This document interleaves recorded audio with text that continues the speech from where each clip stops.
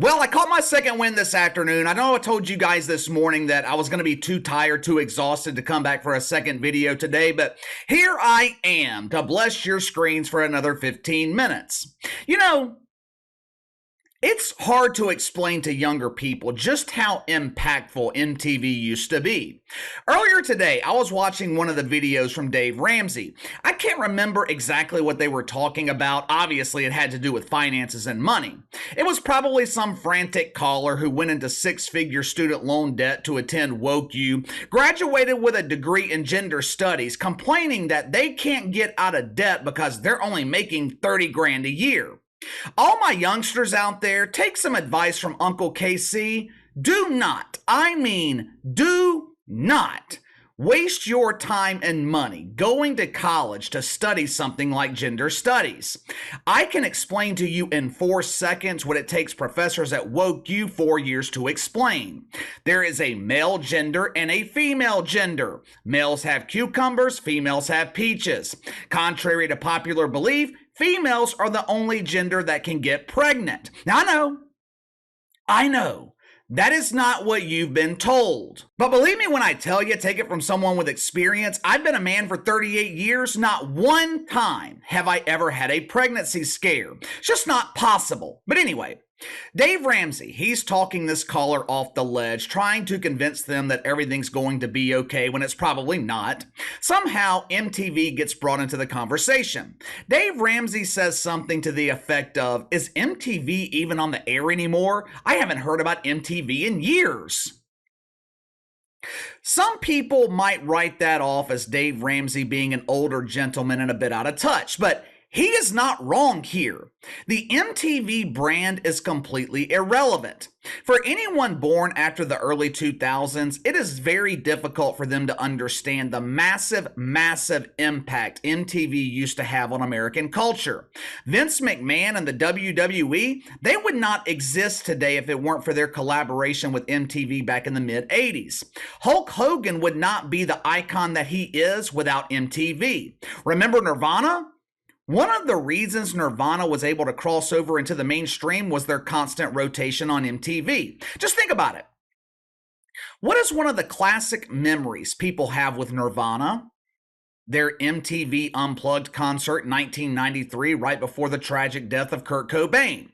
When I was in high school, TRL, Total Request Live, it was appointment television. Carson Daly held the keys to the kingdom. If an artist landed on TRL, they had officially made it. And it wasn't just music stars that MTV could make or break. The network was also responsible for creating the genre of reality television. Rachel Campos Duffy on Fox News and her husband, I think his name might be Sean or maybe it's Mark. Who cares? Doesn't matter what his name is. I'm sure Sean Mark would agree that Rachel is much easier on the eyes, but either way, both of them started their television careers on The Real World on MTV. Before the advent of social media, MTV was my generation's form of social media. The network was the voice of an entire generation and the generation before mine. But over the years, MTV has seen a massive decline in ratings and relevance. Last night was the MTV Video Music Awards. Let me ask you something. How many of you guys knew that? In the past, this was the award show every year. To hell with the Grammys. The Grammys were decided by shitfucks in a boardroom. The VMAs were decided by the people. The Grammys were always stiff and proper. The VMAs were in your face. MTV was not afraid to push the boundaries of decency. MTV wasn't afraid to offend people. Do you guys remember Beavis and Butthead? They would never air Beavis and Butthead today. The show doesn't have enough diversity, and they couldn't include a minority character because MTV would be accused of portraying minorities of being ignorant. Also, white viewers could get a good laugh. That version of MTV, Beavis and Butthead, the 90s 2000 version, that version of MTV is gone. Today, the network is overly concerned about the feelings. Unless, of course, you're a normal person. In that case, MTV has absolutely no problem offending you, which is one of the many reasons normal people no longer watch the network. Right now, today, MTV and the mainstream media, they are celebrating the supposed success of the VMAs last night. Ratings for the VMAs hit a 3-year high. MTV is back! Woohoo! I'm looking at these preliminary ratings. I understand these ratings might be successful for the modern version of MTV. Hell, this network is lucky to average 3, maybe 400,000 viewers a day. All they show are reruns of that doofus Rob Dyrdek and new episodes of Teen Mom that no one asked for. How in the hell can you call a show Teen Mom when the mothers featured on the show are about to qualify for Social Security? These women haven't been teenagers in a decade. 10 years ago, the VMAs drew over 10 million viewers. Prior to 2020, when the shitfucks at MTV decided to dedicate their life to the woke wiener, the VMAs were averaging between 6 and 7 million viewers every year. Very good numbers. Now you fast forward to 2021, MTV is woker than a meth addict in a chem lab, 900,000 viewers. Last year, 710,000 viewers. Now, the mainstream media celebrating the rating success of the 2023 VMAs, it is another classic case of the media giving us a partial truth. Yes, ratings hit a 3-year high, but there was nowhere to go but up. When you're at the bottom, there's no way to sink any lower unless you had the services of your emotional support shovel. According to the preliminary numbers, only 865,000 people watched the VMAs last night on MTV. Now, just to be clear, these numbers are not final, and they only represent viewers who watched live on MTV. This number does not include people watching on Paramount Plus or the people watching on the 500 other Viacom networks that simulcast the VMAs last night. And have you ever wondered why they're doing that? Have you ever wondered why Viacom shows the VMAs on damn near every network that they own? I looked at my guide last night when I finally made it home. The VMAs were on MTV, MTV2, MTV Classic, VH1. I think they were on BET. Hell, it wouldn't surprise me if they were on CMT. And this was a re-airing. This was at midnight, and they're still on multiple networks. The reason Viacom does this is to inflate their ratings. If I had to estimate the final numbers, I would estimate 1.3, maybe 1.5 million people watched the VMAs last night, and that's me being generous. Now, while those ratings might be a multi-year high, those numbers are still a huge, embarrassing failure.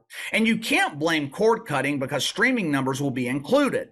In the span of 10 years, how did MTV manage to turn away 9 million viewers?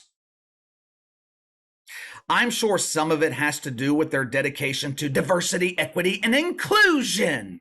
Let me show you just how much MTV values diversity. The category of Video of the Year, one of the biggest categories of the show. Guess how many men were nominated in that category? Just take a wild guess. None. Zero. Well, KC, that's not true. Sam Smith and Kim Petras were nominated for their worship song Unholy. I don't know any dudes named Kim. Also, referring to Kim Petras that way, it would make you guilty of the crime of misgendering. Kim Petras is no longer a man. Kim used to be Tim, but now prefers she, her pronouns. Have some respect. Well, fine, KC, but what about Sam Smith? What about him? Sam Smith chooses to identify as genderqueer. Now, I don't know what the hell that means, but I did look up his preferred pronouns. Genderqueer Sam prefers they, them pronouns. So Sam is not a he, Sam is a they. So like I said, there were not any males nominated for one of the biggest categories of the show. That's what MTV calls diversity and inclusion. The exclusion of an entire gender. Now, I will give MTV credit. The dedication to the woke wiener, it was toned down for the VMAs last night. And when I say toned down, I couldn't find any examples of it. This show was so painfully boring. The biggest story coming out of the VMAs was a fake argument between Justin Timberlake and some rapper who identifies as a horse. For the second year in a row, Nicki Minaj hosted the show. Vomit. And the night belonged to Taylor Swift, who won 9 awards and swept the most important categories of Video of the Year and Artist of the Year. Double vomit. Look, this is nothing against Taylor Swift. I realize that I am not in the target demographic for her style of music. I don't call myself a Swiftie or a Swiffer or whatever the fuck those maniacs call themselves. Now, with that being said, though, Taylor Swift, incredibly talented. She's one of the few mainstream singers that we have left who can actually sing. She doesn't need the assistance of auto-tune and synthesizers to improve her voice. But when I saw that Taylor Swift absolutely dominated the VMAs, it reinforced my belief that the music industry is complete garbage. Taylor Swift was able to dominate the VMAs because she doesn't have any competition from other artists. I'll look down the list of nominees in every category. Most of these artists are completely unknown, at least when you compare them to artists of past generations. I mean, everyone has heard of the Rolling Stones, everyone's heard of Nirvana, everyone's heard of Tupac. How many of you guys have ever heard of aespa? What about Tootsie? I've heard of Boosie, never heard of Tootsie. I have tried to get into modern music. I have tried to give these so-called mainstream artists of today a chance. But the truth is, the music being produced today absolutely sucks.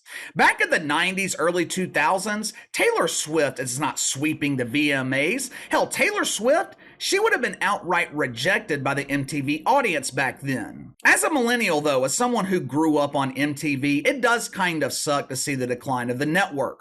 I'll be honest with you. I miss the old MTV and the old VH1. I enjoyed watching those trashy reality shows.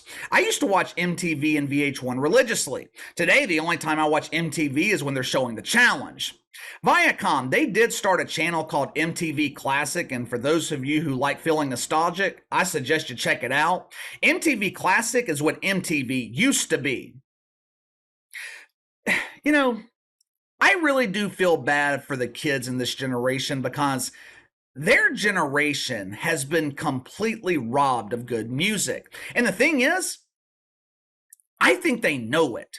My girlfriend's daughter, she's a freshman in high school. She tells me that the kids at school feel the same way about modern music that I do. It sucks. She told me the other day that her and her friends like listening to classic music from the 90s and 2000s. You know, the classic stuff. It brought back memories of me telling my dad as a kid that I liked classic rock from the 70s, and he's like, classic rock? That shit ain't old. Classic rock is from the 50s. Anyway, give me your thoughts. Another year of the VMAs on MTV and another year of huge embarrassing failure in the ratings. Do you guys miss the old MTV? What do you think is the reason behind their decline? You let me know. Sound off in the comments below. Make sure to like and subscribe. Click the notification bell to receive all notifications from the channel. Best way to contact me is by email at btlkc84@gmail.com, KC_BTL84 on Twitter. I'll see you guys tomorrow.